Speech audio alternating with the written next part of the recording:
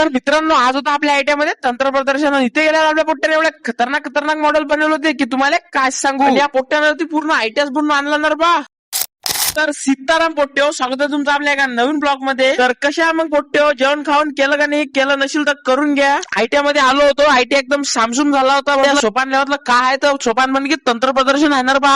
बेकारले का व्हिडिओ आपल्याला माहितच नाही ना बा आयटीआयत काय चालू असते आणि काय नाही. तर तो म्हणे जाऊ दे तिकडे, काही असो तू पहिले मला सेकंड डे भाईचारा सुटला नाही पाहिजे. मग तो तंत्र प्रदर्शन पाहिले. मित्रांनो, आतमध्ये गेल्या सर्वात पहिले आपल्याला छत्रपती शिवाजी महाराज दिसले. त्यांनी मानाचा मुजरा घातला आणि शिवाजी महाराजची एवढी छान अशी मूर्ती बनवल्याबद्दल या दादाचे खरंच मनापासून आभार मानतो. आणि याच गोष्टीवर खुश होऊन विठ्ठलने त्याचा स्वतःचा सातबार या दादाच्या नावानं लिहून टाकला.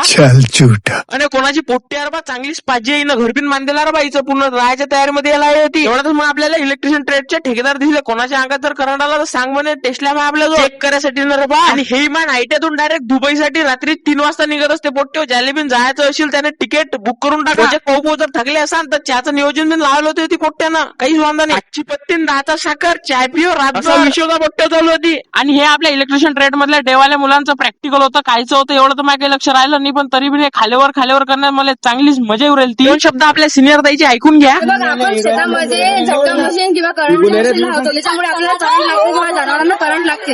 मग त्याच्यामुळे त्यांचं नुकसान होते. मग करंट न लागता आपण साऊंड सिस्टमचा युज करू. मित्रांनो, साध्या आणि सोपी भाषेत दिदीचं असं म्हणणं आहे की करंटच्या जागी गाणे वाजते. एवढं आपल्याला विठ्ठलचे मामा दिसले. विठ्ठलचे मामा की विठ्ठल हरवला. चला मग मी पाहतो आता विठ्ठलने. आजच्यासाठी एवढंच, भेटू पुढच्या ब्लॉग मध्ये. ब्लॉग जर आवडला असेल तर मॅडम साठी जाता जाता फॉलो करून घ्या.